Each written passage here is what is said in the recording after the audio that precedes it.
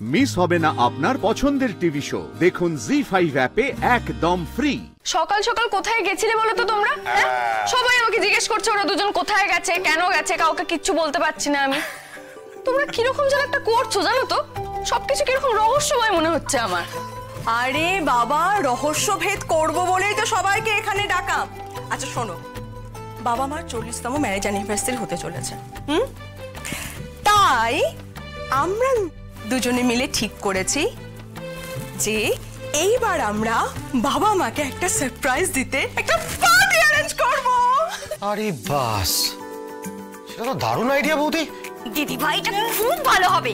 দেখো অনামিকা বাড়িতে আসার পর থেকে আমাদের বাড়িতে কোনো হইচই, কোনো অনুষ্ঠান হয়নি, আর এই উপলক্ষে আমরা সবাই মিলে আনন্দ করতে পারবো। আমার তো ভেবেই মজা লাগছে। হ্যাঁ, এইবার যেটা আসল কথা সেটা হলো যে বাবা মার এই পার্টিটা তো একটা সারপ্রাইজ পার্টি।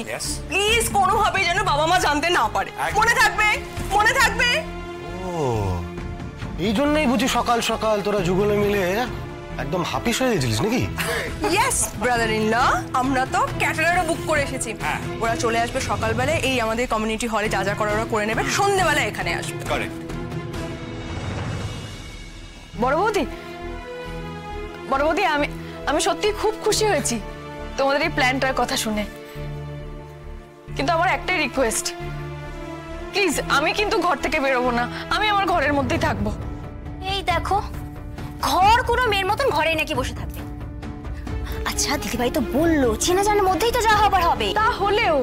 তাহলেও না না, আমি তোমাদের কিছু বলছি না, আমি কিন্তু তোমাদের কিছু বলছি না। তোমরা তোমাদের মতো প্ল্যান করো, তোমরা আমার জন্য একটা পার্টি কম্প্রোমাইজ কেন করবে?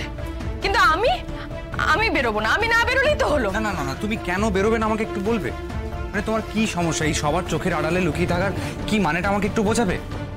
আর তোমার তো এখন কোনো সমস্যা নেই, যারা আসবে তাদের তুমি সবাইকে খুব ভালো করে চেনো, জানো।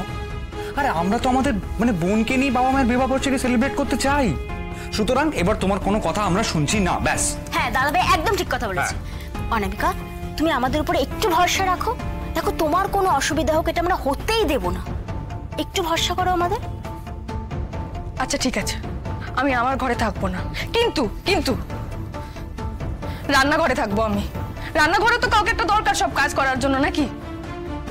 বড়দা, আমি রিকোয়েস্ট করছি তোমার কাছে, প্লিজ আর কথা বাড়িও না, আমার এটুকু কথা অন্তত তোমরা রাখো প্লিজ। আচ্ছা ঠিক আছে বাবা, ঠিক আছে। দিদি ভাই সব তো প্ল্যানিং হলো, কিন্তু আমাদের তো শপিং এ যেতে হবে। হ্যাঁ ঠিক কথা বলেছো। শোনা বৌদি, কি বলছি, বা শপিং তো এখানে করা যাবে না। এখানে কি শপিং করবে বলো? তার থেকে এক কাজ করো, তুমি আর গীতা মিলে কালকে কলকাতা চলে যাও, গুছিয়ে অ্যানিভার্সারি শপিং করো। আর তোমরা? আরে আমি কি ওরকম যেতে পারি নাকি হট করে? আমার কালকে কাজ আছে, আমার হবে না। এই আমিও কালকে বেরোতে পারবো না, কালকে আমারও কাজ আছে। আর আমি বলছিলাম কি, এই বাবা মায়ের জিনিসের সঙ্গে কিন্তু অনামিকারও জিনিস কেনা উচিত, কারণ ওর কিন্তু ভালো অকেশনে পড়ার মতো কিচ্ছু নেই। নেই তো কি হয়েছে, ওর জন্য কিনে নেবো, ও তো যাবে কালকে আমাদের সঙ্গে। আমি?